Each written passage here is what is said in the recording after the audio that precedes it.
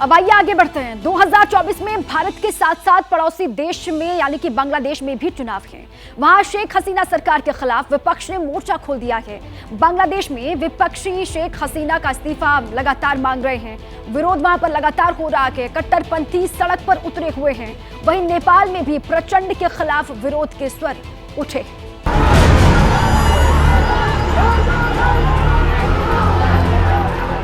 ढाका की सड़कों पर आंसू गैस के धुएं के उस पार कुछ भी दिखाई नहीं दे रहा है। प्रदर्शनकारी धुएं को दीवार बनाकर सुरक्षा बलों पर जमकर पथराव कर रहे थे।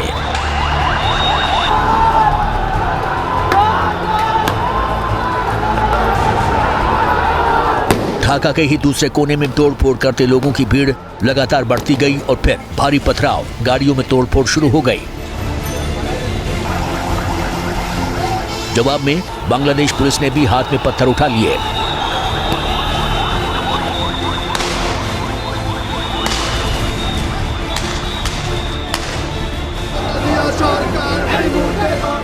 बांग्लादेश की प्रधानमंत्री शेख हसीना के इस्तीफा मांग को लेकर विपक्ष ने ढाका की सड़कें जाम कर दी।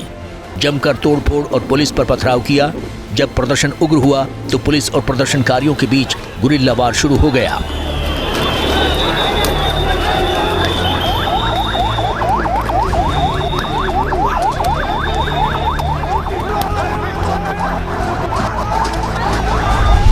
जनवरी 2024 में बांग्लादेश में आम चुनाव होने हैं।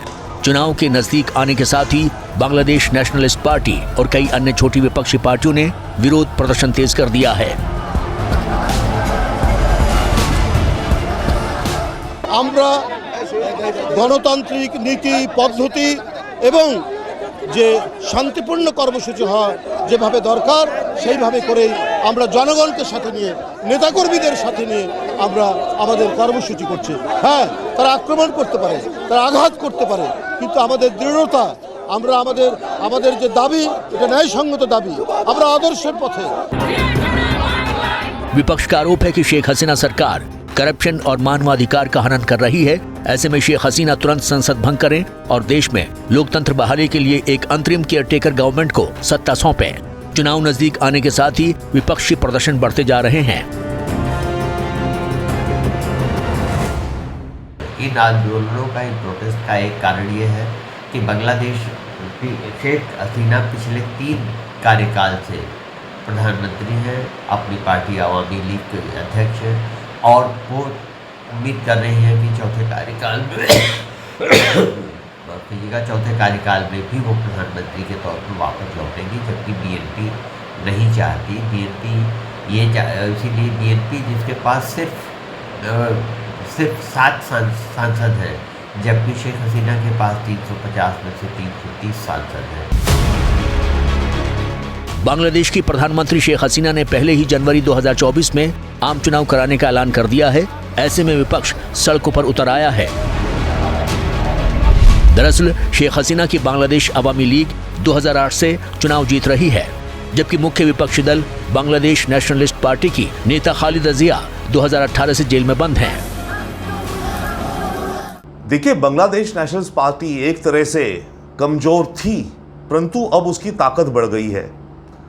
पर आप ये भी देखिए, जो फिलहाल शेख हसीना की पार्टी है जो कि सत्ता में है, ये 15 साल से सत्ता में है और एंटी इनकम्बेंसी का फैक्टर भी अब आने लगा है शेख हसीना की सरकार के ऊपर इतने लंबे समय से।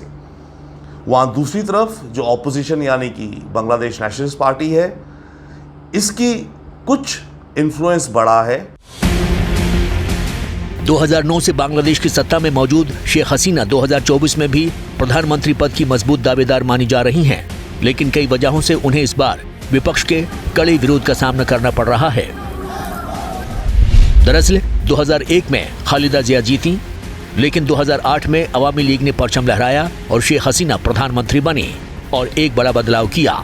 2011 में शेख हसीना सरकार ने कार्यवाहक सरकार के नियम को खत्म कर दिया और फिर 2014 में सत्ता हासिल कर ली, लेकिन इसी के साथ बांग्लादेश में कट्टरवाद की भी एंट्री हो गई।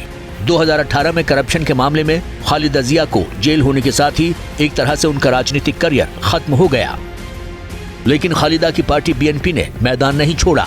2018 में शेख हसीना को टक्कर दिया, लेकिन कुर्सी नहीं मिली। और एक बार फिर शेख हसीना की पार्टी को जीत मिली। दोनों ही पार्टियां बांग्लादेश की सत्ता पाने के लिए अलग अलग सियासी दांव आजमाती रही हैं, लेकिन अब तक शेख हसीना का दांव भारी पड़ता रहा है। इन दोनों की सियासत में कोई ज़्यादा फर्क नहीं है, ना पॉलिसीज कोई ज़्यादा डिफरेंट है। कुछ को छोड़ दीजिए जो मोटा मोटा डिफरेंसेस है, हाँ, बट ओवरऑल देश कहाँ चलाना है, करप्शन को लेके क्या करना है, दोनों ही कहते हैं करप्शन हटानी है, दोनों ही कहते हैं देश को बढ़ाना है। ये सारी चीज़ें दोनों की एक जैसी हैं और दोनों अपने ही सपोर्टर्स को ज़्यादा फायदा पहुंचाते हैं जब सरकार में होते हैं और अपने ओपोनेंट को जेलों में डलवाते हैं जब सरकार में होते हैं।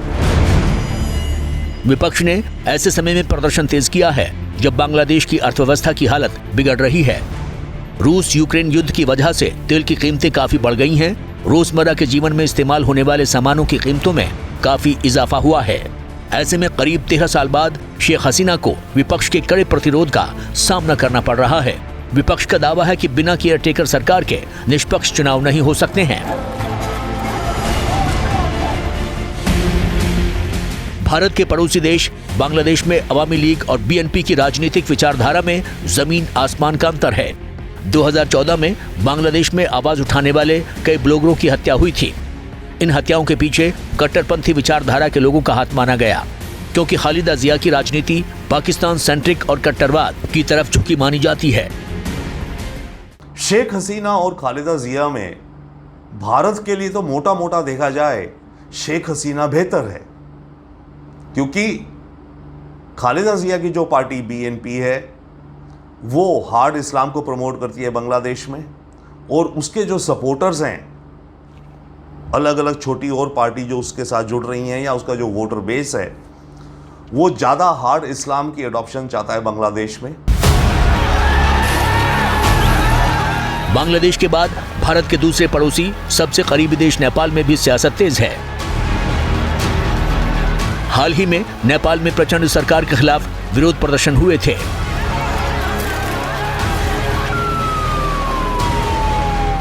अब रोजमर्रा की चीजों के बढ़ते दामों ने लोगों की मुश्किलें बढ़ा दी हैं। ऐसे में विपक्ष को प्रचंड सरकार को घेरने का एक और मौका मिल गया है। नेपाल के प्रमुख विपक्षी दलों का ये आरोप है कि नेपाल के वर्तमान प्रधानमंत्री पुष्प कमल दहल प्रचंड ने भारत और एक नेपाल स्थित भारतीय बिजनेसमैन के संदर्भ में कुछ विवादित बयान दिए हैं, जिससे कि नेपाल की संसद की गरिमा को और नेपाल की गरिमा को ठेस पहुंची है। ऐसा आरोप नेपाल के विपक्षी दलों के द्वारा लगाया गया था। नेपाली व्यापारियों का दावा है कि सरकार ने जब से 13% वैट लगाया तब से भारत से आयात करीब करीब बंद हो गया। नतीजतन जरूरी चीजों के दाम आसमान छू रहे हैं। नेपाल में विपक्ष ने सरकार के खिलाफ मोर्चा खोल रखा है और फैसले को जनता विरोधी करार दे रहा है। भारत के दो पड़ोसी देशों में विरोध के बादल छाए हुए हैं। कट्टरपंथियों ने मोर्चा खोल दिया है। नेपाल में विरोध से भारत का कुछ नुकसान नहीं होगा, लेकिन बांग्लादेश में अगर कट्टरपंथियों की समर्थित पार्टी सत्ता में आ गई तो चुनौतियों का सामना करना पड़ेगा और एक शांत बांग्लादेश फिर अशांत हो सकता है। Bureau report, ABP news.